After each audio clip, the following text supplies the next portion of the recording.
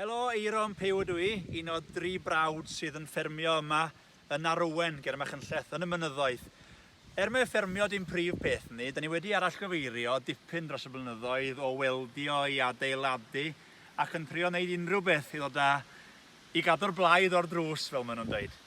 Yn bersonol, dwi wedi mynd i fyd hollol wahanol i Amaethu i raddau, sef y byd cyflwyno, a mi gychwynodd y cyfan drwy ddamwen i'r raddau, drwy'r ffermwyr ifanc. O'n i'n frwd iawn efo'r mudiad ac yn cael cyfleoedd i siarad cyhoeddus yn y iaith Gymraeg, cyfle i siarad o flaen bobl a magu hyder, hefyd cyfleoedd i fynd i wneud dramau ac ambell i bantomime ac hanner awr adloniant, a cael cyfle i fod ar lwyfan a bod yn gwbl gyfforddus yn fy mamiaeth, achos dyna dwi'n siarad adre a dydy'n Saesneg i ddim yn wych, ond i fi cael cyfle i wneud o gyd yn Gymraeg yn hollol gyfforddus, mi oedd o'n wych.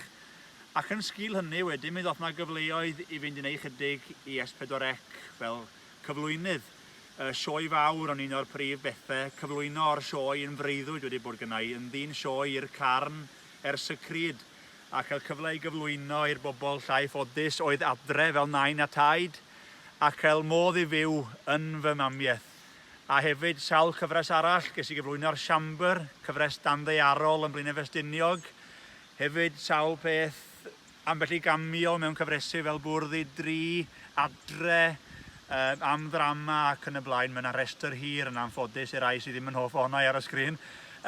Ond y prif beth falle oedd cyfres i blant ar ffrwd Pughe, sef bendant neu ahoi erbyn hyn. Felly, Cymraeg di bopeth i bod i fi. Dwi wedi bod yn ffodus iawn o gael cyfleoedd drwy'r iaith Gymraeg a dwi'n falch iawn o hynny. Nôl i ffermio, crefft gyntaf ddynol ryw. Mae cig oen yn ffefryn mawr gyda i.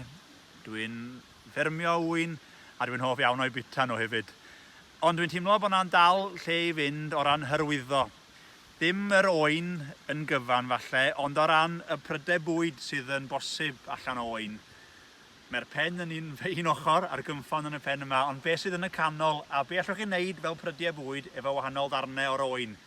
Felly, y sialens i gyda i heddiw i chi ydy i greu rhyw ffordd o ddangos ac hyrwyddo y darnau yma. Boed o'n boster, neu'n ddiagram, neu'n lun, byddwch yn greadigol, a chofiwch, mae yna hanner campynt yn y fantol i'r un gorau. Felly, byddwch yn greadigol fel o'n i'n dweud, a pob lwc. Diolch yn fawr.